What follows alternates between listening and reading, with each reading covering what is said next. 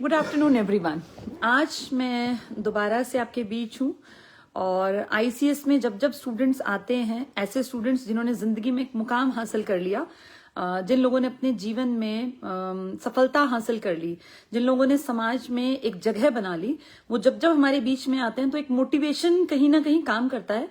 क्योंकि जब एक साधारण परिवार का, एक किसानी बैकग्राउंड जिसका कह सकते हैं, या मजदूरी करने वाले लोगों के बच्चे जब मेहनत करते हैं और अपनी जिंदगी को बदलते हैं, समाज में कुछ हासिल कर लेते हैं, तो बहुत अच्छा लगता है टीचर्स को भी, पेरेंट्स को भी उनसे मिलवाने में, उनके बारे में बताने में। तो ये एक सीरीज है और ईश्वर की दया है, भगवान का आशीर्वाद है। आईसीएस इस फील्ड में बहुत सालों से काम कर रहा है और ईश्वर ने चाहा तो आगे तक ये काम जारी रहेगा। आज हमारे बीच में दो स्टूडेंट्स हैं हमारे हांसी ब्रांच के। हांसी ब्रांच एक ऐसी ब्रांच जो कहने को डिस्ट्रिक्ट नहीं है, हांसी हिसार का पार्ट है, लेकिन हांसी में हमारे स्टूडेंट्स ने वो कर दिखाया है जो बाकी ब्रांचेस के बच्चे अभी थोड़ा सा लैक करते हैं उनके मुकाबले। स्ट्रेंथ की मैं बात करूं, सिलेक्शंस की मैं बात करूं, तो बहुत बेहतरीन रिजल्ट दिया है आईसीएस हांसी ने। और महज 24 साल के हरीश जी हमारे पास आए थे इस ब्रांच को लेने के लिए, लेकिन आज उनके अनुभव से न जाने कितने स्टूडेंट अलग अलग डिपार्टमेंट्स में सेलेक्ट होके, कहीं कोई केवीएस में टीचर हमारी यहाँ आईसीएस से पढ़ के अपनी सर्विसेज दे रही हैं, न जाने कितने अच्छे अच्छे बच्चे वो बनाती जा रही हैं। सीसीए पे काम कर रही हैं हमारी जो पढ़ी हुई लड़कियां हैं, बहुत अच्छा पढ़ाती हैं, कई बार वीडियोस भेजती हैं, तो बहुत प्राउड फील होता है कि हमारे स्टूडेंट्स आगे जाके अपने स्टूडेंट्स को बहुत बेहतरीन इंसान बनने की दिशा में काम कर रहे हैं। हमारे पढ़ाए बहुत सारे बच्चे आज क्लेरिकल डिपार्टमेंट में हैं, ग्रुप सी में हैं, टीचिंग में हैं, बैंक में हैं, रेलवे में हैं, तो बहुत अच्छा लगता है। और कभी कभी मैं सोचती हूँ कि हम बड़े ब्लेस्ड हैं जो टीचिंग जैसे प्रोफेशन से हम जुड़ पाए। तो हांसी ब्रांच के दो स्टूडेंट्स से आपका परिचय कराती हूँ। 23 साल की छोटी सी उम्र में घर में परेशानियां थी, जैसा कि हर आम परिवार में होता है, किसी भी भारतीय साधारण परिवार में परेशानियों का अंबार लगा रहता है, लेकिन उन परेशानियों से लड़के, उनसे जूझ के अपने दम पर कुछ कर दिखाने की ताकत जो है वो भी एक मिडिल क्लास स्टूडेंट में ही होती है, क्योंकि उसको पता है कि मेरे भविष्य का निर्माण मुझे स्वयं को करना है। मेरे पास पीछे कोई बैकग्राउंड नहीं है, कोई ऐसी फैक्ट्री नहीं है जहां मुझे जाके बैठना है, या कोई मेरे पिताजी की मिल नहीं चलती है। तो ये मजदूरी करने वाले, किसानी करने वाले जमींदार घरों के बच्चे जब मेहनत करते हैं तो ये इस हद तक मेहनत कर देते हैं कि दुनिया इनको सलाम करे। दो स्टूडेंट्स से जिनसे मिलवाऊंगी, एक एमपीएचडब्ल्यू के थ्रू लगे हुए हैं और एक आईटीआई में इंस्ट्रक्टर हैं। आप सभी जानते हैं 23 साल 25 साल में जहां एक तरफ हरियाणा का युवा वर्ग नशे की गिरफ्त में फंसा हुआ है, वहीं आईसीएस में जिन स्टूडेंट्स ने एडमिशन लिया और मेहनत की, हमारे बताए रास्ते पे मेहनत की, वो आज आपके बीच में है। तो चलिए, मैं तो हमेशा जुड़ती ही रहती हूँ, आपको मिलवाती हूँ। सबसे पहले बेटा नाम बताओ अपना। मैम मेरा नाम हेमंत है। हेमंत, कितनी उम्र हो गई बेटा? 23। 23 साल का हेमंत आपके बीच में। किस चीज में सिलेक्शन हुआ बेटा? एमपीएचडब्ल्यू। क्या मतलब है इसका? Multipurpose health worker. Multipurpose health worker. कहाँ पे हो बेटा आजकल? मैम अभी चेंगलपट्टू, चेन्नई के पास में जगह। अच्छा, क्या जगह बताई? चेंगलपट्टू। चेंगलपट्टू। इस बहाने तुम भी दक्षिण भारत घूम लिए। चेन्नई के पास पड़ता है। तो वहाँ फिर कब से ज्वाइनिंग है बेटा? मैम अभी उन्होंने 15 दिन का टाइम दिया, तो कभी भी जाके ज्वाइन कर। अच्छा, कब जाने वाले हो? कल जाएंगे। कल ट्रेन की रिजर्वेशन करा ली है? अच्छा, कौन छोड़ने जा रहा है? मैम मेरे चाचा जाएंगे साथ। चाचा जाएंगे साथ। 23 साल की छोटी सी उम्र में बेटा एक अच्छी पोस्ट तुम्हें मिल गई है, अच्छी सैलरी मिलेगी। घर में और कौन कौन है? मैम मेरा भाई है, मेरी मम्मी और मेरे पापा। अच्छा, मम्मी, भाई और पापा, 4 ही लोग हो। पापा क्या करते हैं? मैम छोटा सा प्राइवेट काम ही है। अच्छा, प्राइवेट काम काज करते हैं। ये प्रेरणा कहाँ से ली बेटा कि पढ़ना चाहिए, सरकारी नौकरी लगा जा सकता है? मैम मैंने जैसे 2018 में रोहतक पीजे में सिलेक्शन हुआ था कोर्स के लिए। अच्छा। तो मेरा एक फ्रेंड था मैम, वो बोला तू इसके साथ साथ में कोचिंग ले। उसी ने मेरे को ये बताया था। अच्छा, आईसीएस के बारे में। उस टाइम पे फिर मैंने एडमिशन लिया, तो फिर मेरी ट्रेनिंग लगी, तो बीच में छोड़नी पड़ी। अच्छा। फिर मैंने 1.5 साल के करीब मेरे को नहीं पढ़ पाया मैं इसमें। तो फिर मैंने 2021 में दोबारा से स्टार्ट किया। अच्छा, 21 में तुमने रीस्टार्ट किया। और रीस्टार्ट वाला फंडा आजकल चल पड़ा है ना। फिर लगातार मेहनत करते गए बेटा? फिर लगातार मेहनत की। अच्छा, कितनी वैकेंसी थी इसमें? मैम इसमें 5 ही वैकेंसी थी। टोटल 5 वैकेंसी थी। ऑल इंडिया लेवल पे। ओनली ऑल इंडिया लेवल पे 5 वैकेंसी। और तुम्हारा क्या रैंक रहा? 4th रैंक रहा। तो देखिए, 23 साल की छोटी सी उम्र में इसने एमपीएचडब्ल्यू में 5 वैकेंसी थी ऑल ओवर इंडिया, जिसमें से इसका 4th रैंक है। तो बेटा अब कल तुम चले जाओगे चेन्नई, इस बहाने भारत दर्शन भी हो जाएंगे। माँ बाप कितने खुश हैं? बहुत ज्यादा। बहुत ज्यादा। घर परिवार में और कितने लोग तुम्हारे गवर्नमेंट सेक्टर में हैं? मैम जैसे मेरे पापा के उसमें तो कोई भी नहीं मैम, मेरी पहली नौकरी। अच्छा, तुम अपने खानदान में पापा की तरफ से पहले हो जो गवर्नमेंट सर्विस जैसे में मेरे आओगे। ताऊ और हैं वो जैसे भी प्रिंसिपल रिटायर, अच्छा, और एक बड़ा जैसे मतलब तुम्हारी अपनी फैमिली में तुम पहले हो। ठीक ठीक ठीक, वैसे रिलेटिव्स हैं तुम्हारे। चलो, तो बेटा जब तुम पढ़ते थे तब ये था जब 17-18 साल के थे कि भाई पढ़ लिख के नौकरी लगी जा सकती है? मैम ये तो था, लेकिन जब फिर आईसीएस में आने के बाद ये 100% श्योर हो गया कि हाँ नौकरी लग जाएगी। कई बार पेपर फेल भी हुए होंगे बेटा तुम्हारे? मैम बहुत ज्यादा पेपर फेल हुए। फेल भी हुए? कितने एग्जाम्स लगभग दिए होंगे? मैम मैंने करीब 22 के अराउंड पेपर दिए। 22 के अराउंड पेपर दिए। देखिए कितने लोग हैं जो सोचते हैं कि एक पेपर दे और नंबर आ जाए। इसको देखिए, हेमंत बता रहे थे ना बेटा नाम, हेमंत 23 साल का है, इसने 22 पेपर दिए थे जिनमें से इसमें फाइनल इसका सिलेक्शन हो गया। अब चेन्नई जाना है। पेपर मेरे फेल हुए हैं, उसके बाद सीईटी प्री का पेपर क्लियर हुआ, उसके बाद झड़ी लग गई मैम, लगातार पेपर। अच्छा, 17 पेपर पहले स्टार्टिंग में फेल हुए, फिर एक झड़ी लग गई कि भाई एक के बाद एक के बाद एक क्लियर होता गया। बेटा ये एक सफर है ना, तुमने फील की है बात कि तैयारी एक सफर है। जैसे कुछ लोग सोचते हैं कि पहले स्टेशन पे एकदम से मंजिल मिल जाएगी, ऐसा नहीं है।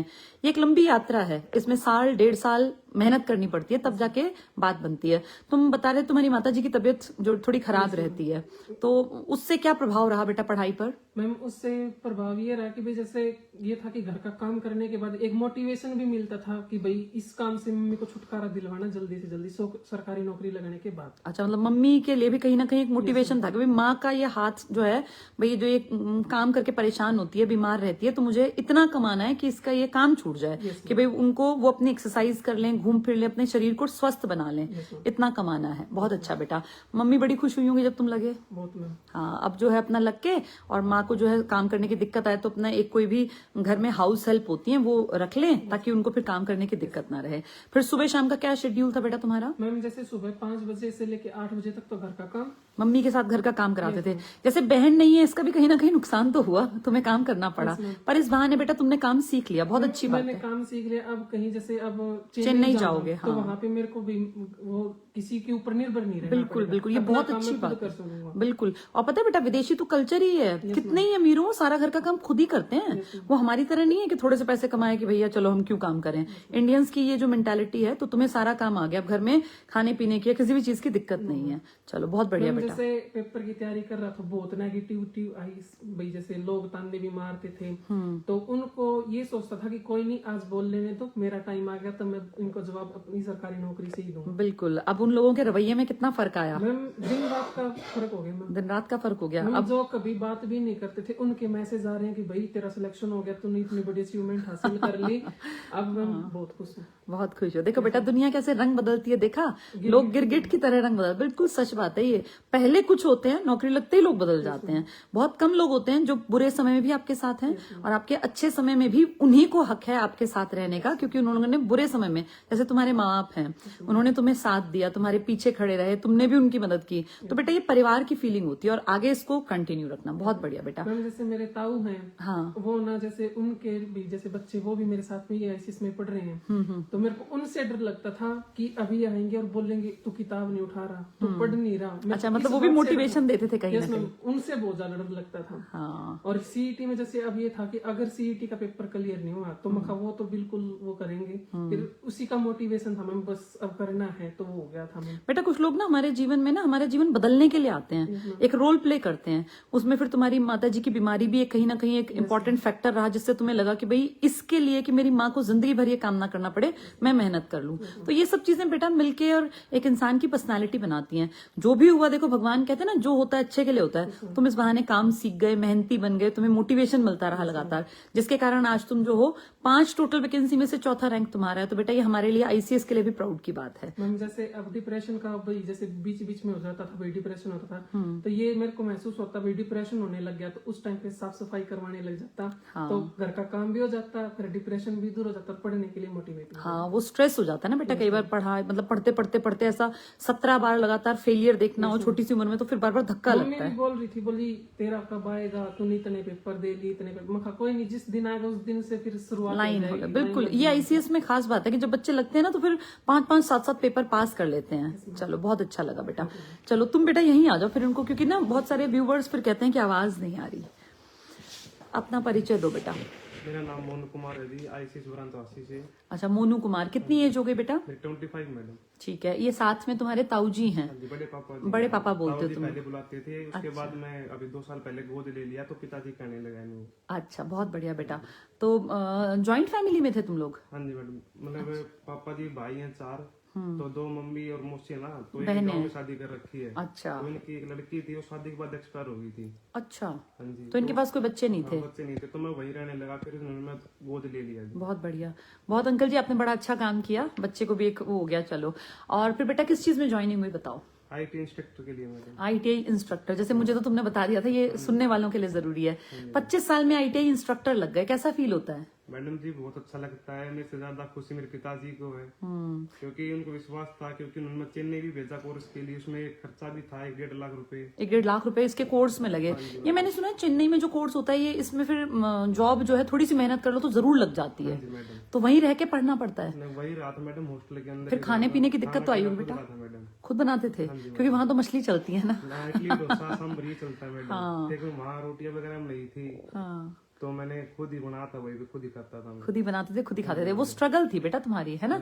आज लेकिन अपने ऊपर गर्व हो रहा है कि हाँ, तुमने जो मेहनत तुमने की उसका फल। मुझे तो मैडम यकीन नहीं हो रहा कि आज मैं इस ब्रांच में आया हुआ हूँ। अच्छा, बहुत अच्छा बेटा, बहुत बढ़िया लगा। तुम हांसी में कैसे पहुंचे? किसने मोटिवेशन दिया कि भाई जाके पढ़ ले और पढ़ के कहीं लग सकते? मैडम मैंने किसी ने दिया, मैंने अखबार में ऐड देखी थी कि भाई ऐसे सांसी में एक ब्रांच चल रही है आईसीएस सेंटर के नाम से, तो मैंने सर का, प्रिमल सर का फोटो देखा था, तो मैंने उसमें सोचा कि मेरे को जाना चाहिए। तो एक बार तो मैंने छोड़ दिया कि भाई आईटीआई करूंगा, तो मैंने आईटीआई करके उसके बाद मेरे को लगा कि भाई पड़ोसी बच्चा लग गया, वो लग गया, भाई कहाँ से तूने नौकरी की तैयारी की थी? वो बोला कि हांसी ब्रांच में गया था, हांसी ब्रांच में गया था आईसीएस में। तो मैडम उसके बाद मैंने आईटीआई करके हांसी ब्रांच में एडमिशन लिया था, डेमो लेके। तो मैडम उसके चलते फिर मैं 8 महीने तैयारी कर पाया था।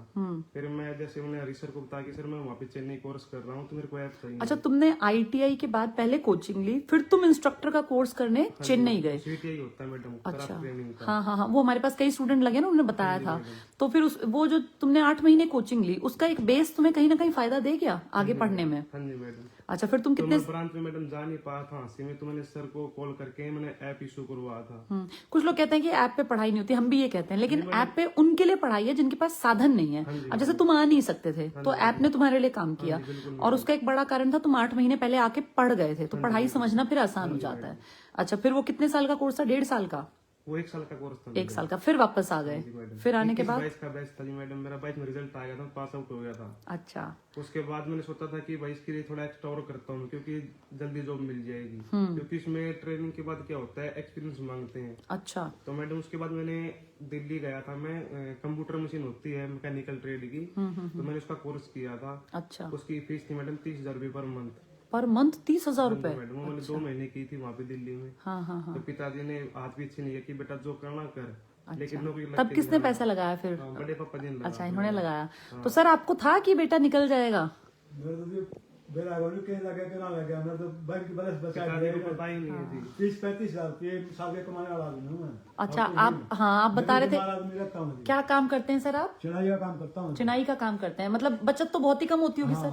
साल में 3 या 4 महीने काम करता हूँ, इससे फालतू करता नहीं। अच्छा, एक बार बड़ा महसूस हुआ था उस टाइम चेन्नई का, उस टाइम गर्मी में काम करना पड़ेगा, नहीं गर्मी सर्दी में। मतलब आपने गर्मी में भी इस बच्चे की पढ़ाई को कंटिन्यू रखने के लिए मेहनत की है? मेरा बेटा ने इतना है, मेरे तो बैंक बैलेंस बचा रखा है, फालतू नहीं लगा। हाँ, बहुत बढ़िया सर। तो इस बच्चे ने भी, देखिए ये कहीं ना कहीं संस्कार होते हैं जो घर कम खर्चों में काम कम से कम खर्चे में इस लड़के ने अच्छा कोर्स करके, और सर अब जैसे बुढ़ापे में आपका भी एक सहारा हो गया ये, है ना? आपने जो ये चिनाई का काम जो है बड़ी ईमानदारी से किया होगा। सर कहते हैं माँ बाप ईमानदार होते हैं ना, जब उसी का फल बच्चे को मिलता है। माँ बाप अगर बेईमान होते हैं ना, तो बच्चा भुगतता है उसका, ये सच बात है। तो आपने मेहनत की है, आपकी मेहनत इस बच्चे के चेहरे पे आज दिखाई दे रही है। आईटीआई इंस्ट्रक्टर बन गए। अब बेटा आईटीआई में कहाँ तुम लोग ज्वाइनिंग है आजकल? निवाड़ा मेडवाल डिस्ट्रिक्ट में। अच्छा, तो वहां पे जब जाते हो तो तुम देखते हो तुम्हारी उम्र के बच्चे आईटीआई कोर्स करने भी आते होंगे? मैडम उम्र के बच्चे थे, मैंने पहले मतलब बाल सेविंग भी करवा दी थी, तो वो पता नहीं लगता कि मैं टीचर कौन है, बच्चे हाँ, वो क्योंकि तुम्हारी तो उम्र ही 25 साल है। अब तुमने ये गेटअप थोड़ा बड़ा लगने के लिए किया अपना? जी मैडम। हाँ, क्योंकि अगर तुम दाढ़ी मूछ कटा लोगे तो तुम उन जैसी लगने लगोगे। दिया हिसाब सिविल जी, थोड़ा दाढ़ी वगैरह थोड़ा छोटी की, तो मैं क्लास में बैठा था तो सर बोला भाई टीचर कौन है, मास्टर को पता ही नहीं लगता। पढ़ा रहे हो तुम, उनके हम उम्र ही हो। फिर बच्चे जो है कुछ रिस्पेक्ट देते हैं कि नहीं देते? देते हैं मैडम। देते हैं, घुल मिल के रहते हैं। बिल्कुल। जैसे आईटीआई का थोड़ा नाम बदनाम सा होता है, तुम क्या कहना मेरे चाहोगे? को बोला गया था जब मैंने 2016 में आईटीआई में एडमिशन लिया था मैंने 16 से 18 का बैच था और 2 साल की ट्रेड थी।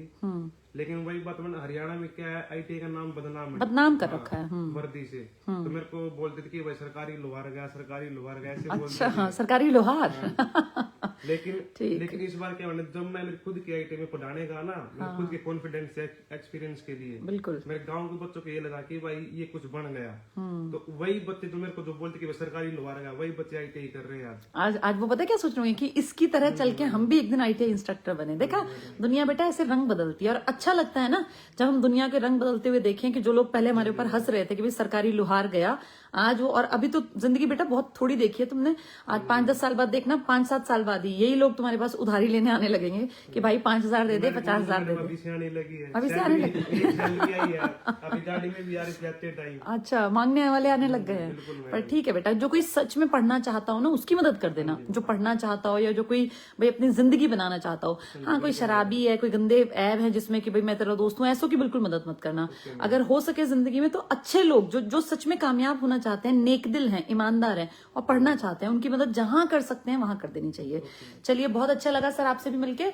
आपके जैसे बेटे ने 25 साल, क्योंकि बहुत सारे माँ बाप ना आप ही की उम्र के बड़े दुखी हैं, बच्चे शराब पीते हैं, आजकल तो ये नशे चल पड़े हैं, तरह तरह के बच्चे बहुत बिगड़ गए। तो कुछ मैसेज आप दे दीजिए, आपने क्या खास ध्यान रखा इन बच्चों की परवरिश में? हाँ जी, मेरा बच्चा तो बीड़ी नहीं पीता जी। हाँ, इसमें कोई ऐब नहीं है। हाँ, मैं तो बीड़ी तो जरूर पीऊँ लेकिन शराब कुछ कोई नशा नहीं करता। आप भी कोई नशा नहीं करते, इसीलिए सर बच्चों ने आपसे यही सीखा, अपना काम अपने ईमानदारी से किया हमेशा। ईमानदारी से काम किया जी। मतलब मेहनत की कमा के खाया, ऐसे कोई चोरी चकारी गलत कामों से दूर रहे। कोई गलत काम नहीं किया। बिल्कुल सर, आप ही जैसे जो माँ बाप होते हैं ना, जैसे सच्चे शरीफ ईमानदार, उनके बच्चे ही फिर देखो यंग एज में अपना यहाँ तक पहुंचते हैं। बेटा बहुत अच्छा किया तुम लोग आए। हरीश जी हमारे बीच में हैं। हरीश सर, एक मैसेज आप भी दे दीजिए, क्योंकि आपकी ब्रांच जो है बहुत सारे बच्चे वहां से सक्सेसफुल हुए हैं और आईसीएस में जो स्टूडेंट्स की एक झड़ी है उनमें एक बड़ा योगदान आईसीएस हांसी ब्रांच का भी है। तो एक मैसेज आप भी दे दीजिए सर। मैं तो यही कहूंगा बच्चों को कि बेटा रेगुलर तैयारी करते रहो, अपना काम जो भी आप करो ईमानदारी से करो। जो आप करोगे, हमें अपने काम का पता है कि हमने ईमानदारी से किया है या नहीं किया है। बिल्कुल, माँ बाप तो सभी के चाहते हैं कि सभी के बच्चे जब घर से बैग उठा के निकलते हैं कि मेरा बच्चा कामयाब हो। उसमें कुछ एक बच्चे कामयाब होते हैं, कुछ एक बच्चे रह जाते हैं। जो बच्चे रह जाते हैं वो भी अपना काम ईमानदारी से करो। माँ बाप बहुत मेहनत से, माँ बाप का काम होता है कि आपके ऊपर पैसा लगा सकते हैं, मेहनत आपको करनी है। अब जो टीचर है वो दिन रात मेहनत करवाते हैं बच्चों को। जो बच्चा मेहनत कर जाता है वो कामयाबी तक पहुंचता है, जो मेहनत नहीं करता है वो बेरोजगार रह जाता है। ये 18 से 25 साल की एज होती है, इसमें या तो अपनी जिंदगी बना लो या अपनी जिंदगी बिगाड़ लो। बिल्कुल सर, बहुत बढ़िया। चलिए, आप मिले हमारे 2 स्टूडेंट्स से और कोई उम्र के बहुत, अगर कहें तो बहुत छोटी उम्र, 23 साल 25 साल में इन दोनों ने एक रोल मॉडल के रूप में काम किया। और देखिए, जो कभी मजाक उड़ाते थे, इनके ऊपर तंज कसते थे, जैसे तंजिया होते हैं ना बातें कि सरकारी लोहार चल पड़ा कि आईटीआई करने, इसने ये प्रूव कर दिया कि अगर आप में दम है, आप में अंदर विल पावर है और आपने ठान लिया तो कहीं से कुछ भी पढ़ के, एक सरकारी आईटीआई में पढ़ के भी आप अपना भविष्य इतना अच्छा बना सकते हैं कि आपको दुनिया एडमायर करे, दुनिया सोचे कि हमारा बेटा भी इस तरह का बनना चाहिए। तो बहुत अच्छा लगा सर आप लोगों से मिलके, आप आए तो बहुत ही अच्छा लगा, दोनों स्टूडेंट्स। तो बस यही मैसेज है बेटा, इनके जीवन से सीखो। 23 साल का एक लड़का, एक 25 साल का लड़का, जिनके पीछे कोई बहुत स्ट्रांग बैक नहीं थी। हेमंत ने बताया इसकी माताजी की तबीयत लगातार खराब रहती थी और वहां से इसने घर का काम सीखा, अपने घर में माताजी की हेल्प की। आज ये हमारे बीच में है, कल इसको जाना है चेन्नई में। वहीं फिर आप मोनू ना बेटा, मोनू से मिले। मोनू ने बताया कि कैसे जिंदगी देखो कहां से कहां, कि पहले थोड़ी सी पढ़ाई की 8 महीने आईसीएस में, फिर चेन्नई जाना पड़ा, लेकिन इसने एप्लीकेशन पे अपनी पढ़ाई को कैरी ऑन रखा, फिर वापस आके दोबारा से मेहनत की और आज यंग सी एज में नीमराना राजस्थान में आईटीआई इंस्ट्रक्टर की पोस्ट पर है। और तुम क्या बता रहे थे बेटा, इसमें कितनी पोस्ट थी? एक पोस्ट। इसमें मैं बता दूं, एक अकेली पोस्ट थी नीमराना राजस्थान में आईटीआई इंस्ट्रक्टर की, एक सिंगल पोस्ट निकली थी। हमारे लिए प्राउड की बात है, आईसीएस हांसी ब्रांच से आईसीएस का ये स्टूडेंट उस सिंगल एक पोस्ट पर काबिज हुआ, ये उस पर सेलेक्ट हुआ।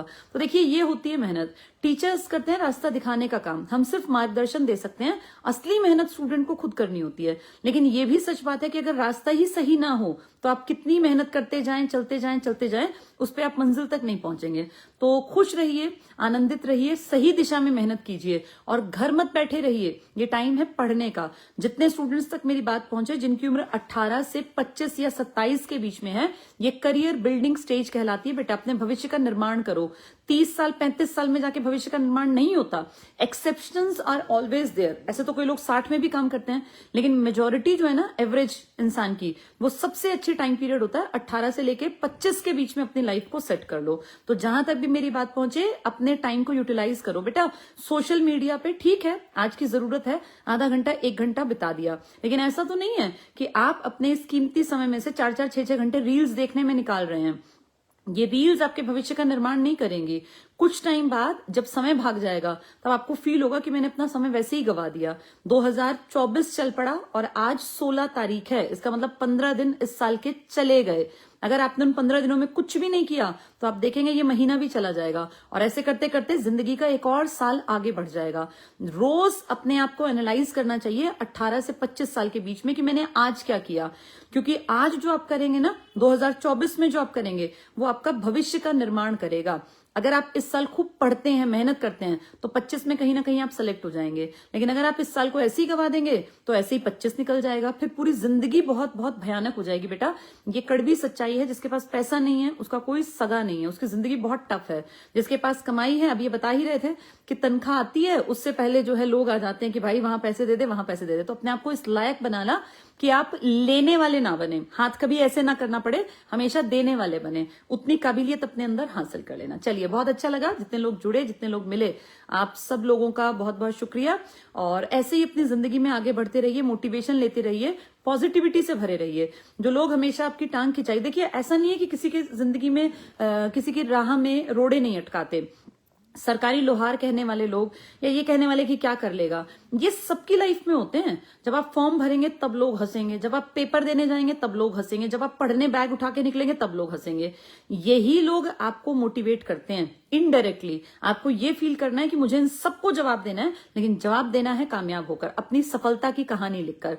तो चलिए, खूब पढ़िए, मस्त रहिए, आनंदित रहिए, नेगेटिव लोगों से बच के रहिए और खूब मेहनत कीजिए, ईमानदार रहिए अपने प्रति। जिंदगी बहुत खूबसूरत है उन लोगों के लिए जो ईमानदार हैं, सच्चे हैं, क्योंकि वो हमेशा मेहनत करके आगे बढ़ सकते हैं। Thank you.